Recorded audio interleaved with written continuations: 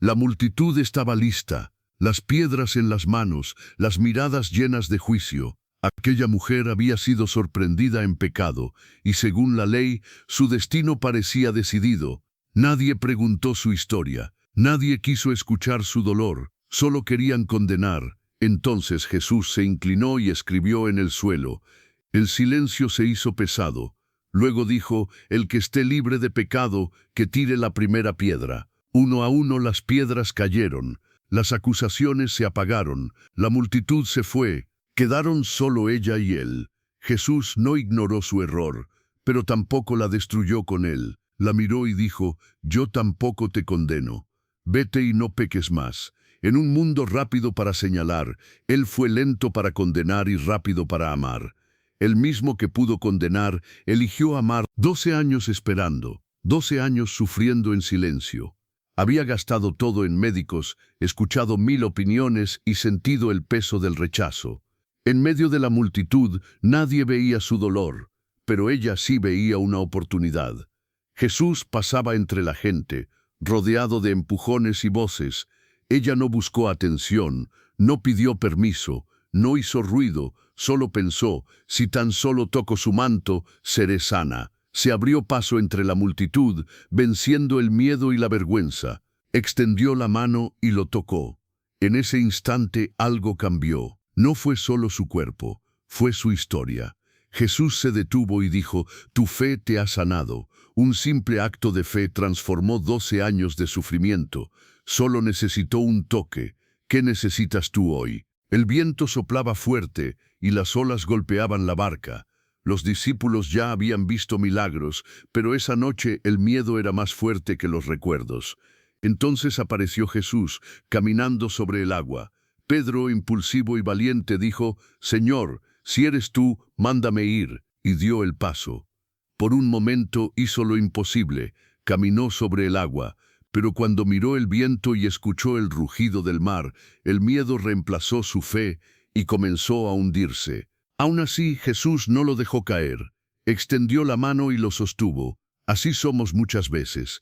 Damos pasos de fe, pero cuando miramos el problema en vez de la promesa, dudamos. La buena noticia es que la mano sigue extendida. La pregunta no es si caerás, es si hoy darías ese paso otra vez. Lo tenía todo: familia, bienes, respeto. Y en cuestión de días, lo perdió todo. Sus amigos no entendían. Su dolor era profundo y las preguntas eran inevitables. ¿Por qué a mí? Así vivió Job. No porque fuera débil, sino porque fue probado.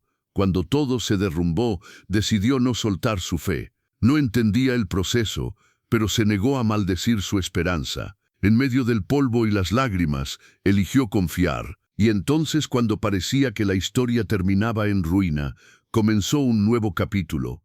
Su carácter fue fortalecido, su visión transformada y su vida restaurada de maneras que nunca imaginó. A veces perderlo todo revela quién eres realmente y para qué fuiste creado. Y si lo que perdiste era el comienzo de algo mayor, si esta historia tocó tu corazón, compártela. Tal vez alguien que hoy siente que lo perdió todo está a punto de descubrir su propósito. Estaba al borde de rendirse. Las cuentas no cerraban. Las fuerzas se acababan y las noticias no eran buenas.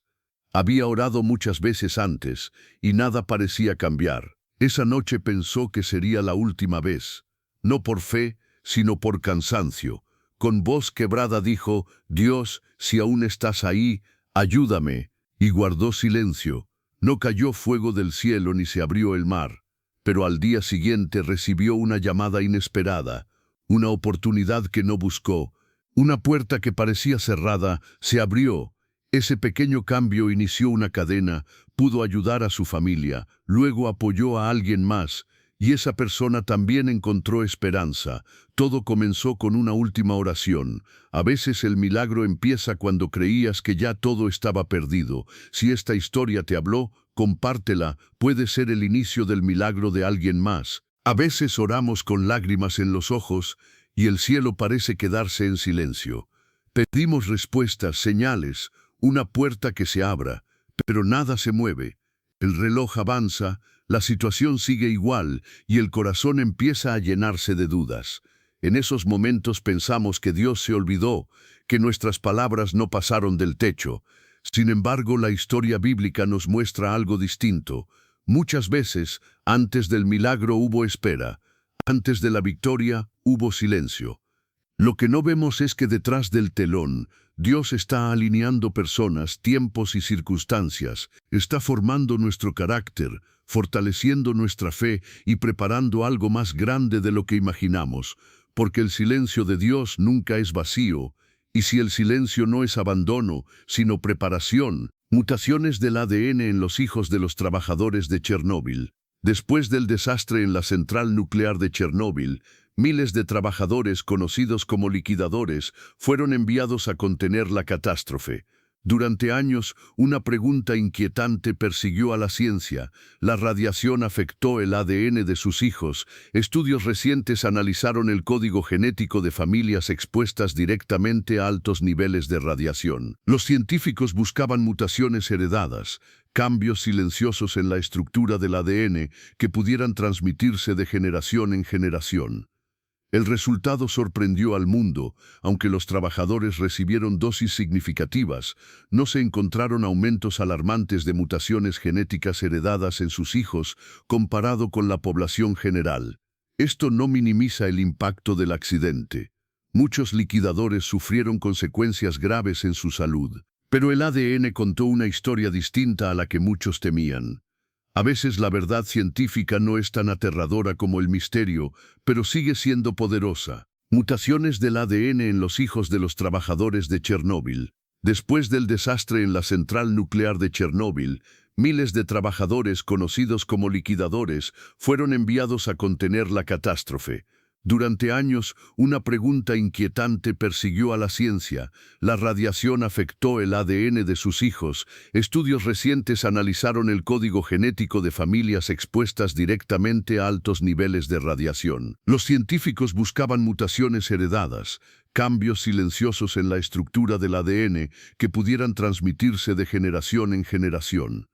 El resultado sorprendió al mundo. Aunque los trabajadores recibieron dosis significativas, no se encontraron aumentos alarmantes de mutaciones genéticas heredadas en sus hijos comparado con la población general. Esto no minimiza el impacto del accidente. Muchos liquidadores sufrieron consecuencias graves en su salud, pero el ADN contó una historia distinta a la que muchos temían.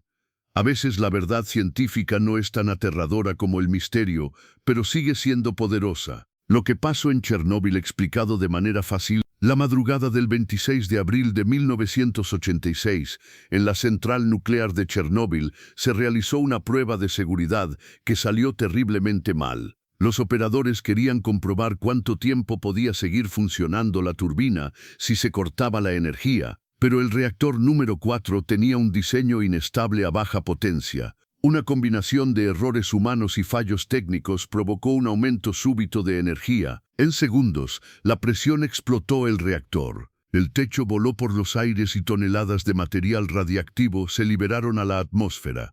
En la cercana ciudad de Pripyat, la gente dormía sin saber que el aire ya estaba contaminado. Los bomberos acudieron sin protección adecuada, enfrentando algo que no podían ver. No fue solo una explosión, fue el recordatorio de que la tecnología sin control puede cambiar el destino del mundo en una sola noche. Si llegaste a esta parte de video, recuerda dejar tu like para más videos sobre Chernóbil. Lo que pasó en Chernóbil, explicado de manera fácil. La madrugada del 26 de abril de 1986, en la central nuclear de Chernóbil, se realizó una prueba de seguridad que salió terriblemente mal. Los operadores querían comprobar cuánto tiempo podía seguir funcionando la turbina si se cortaba la energía. Pero el reactor número 4 tenía un diseño inestable a baja potencia. Una combinación de errores humanos y fallos técnicos provocó un aumento súbito de energía. En segundos, la presión explotó el reactor. El techo voló por los aires y toneladas de material radiactivo se liberaron a la atmósfera. En la cercana ciudad de Pripyat, la gente dormía sin saber que el aire ya estaba contaminado. Los bomberos acudieron sin protección adecuada, enfrentando algo que no podían ver. No fue solo una explosión.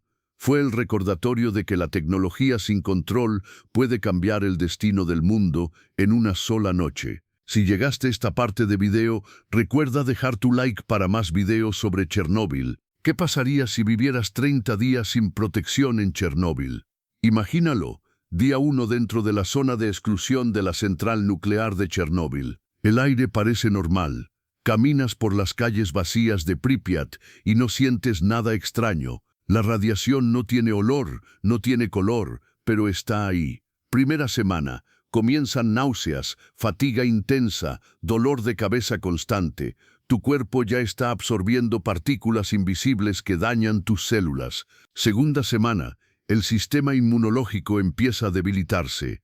Pequeñas infecciones tardan en sanar. El contador Geiger no deja de sonar, como una alarma que nadie puede apagar.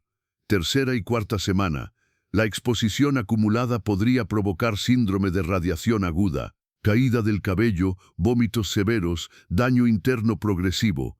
30 días sin protección no serían una aventura, serían una sentencia. Y ahora la verdadera pregunta es aún más inquietante.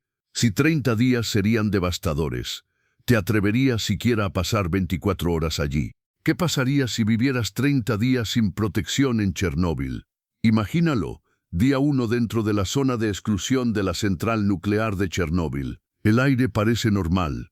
Caminas por las calles vacías de Pripyat y no sientes nada extraño. La radiación no tiene olor, no tiene color, pero está ahí. Primera semana. Comienzan náuseas, fatiga intensa, dolor de cabeza constante. Tu cuerpo ya está absorbiendo partículas invisibles que dañan tus células. Segunda semana. El sistema inmunológico empieza a debilitarse. Pequeñas infecciones tardan en sanar. El contador Geiger no deja de sonar, como una alarma que nadie puede apagar. Tercera y cuarta semana. La exposición acumulada podría provocar síndrome de radiación aguda, caída del cabello, vómitos severos, daño interno progresivo. 30 días sin protección no serían una aventura, serían una sentencia. Y ahora la verdadera pregunta es aún más inquietante. Si 30 días serían devastadores, ¿te atreverías siquiera a pasar 24 horas allí? Los secretos que aún esconde la zona de exclusión. Han pasado décadas desde la explosión en la central nuclear de Chernóbil, pero la zona de exclusión sigue guardando secretos que el mundo apenas empieza a comprender. En las calles vacías de Pripyat, los edificios se inclinan como si susurraran historias que nadie quiere escuchar. En hospitales abandonados aún yacen máscaras antigas en el suelo, como si el tiempo se hubiera detenido aquella madrugada. Bajo el enorme sarcófago que cubre el reactor 4, científicos continúan monitoreando niveles de radiación que todavía pueden variar. Hay zonas donde el contador Geiger canta sin descanso y otras donde la naturaleza ha reclamado lo que fue suyo. Pero el mayor misterio no es la radiación, es el silencio. Un silencio tan profundo que muchos exploradores aseguran sentir que no están solos. Y la pregunta es inevitable: si el tiempo se detuvo allí en 1986, ¿qué más quedó atrapado junto con él?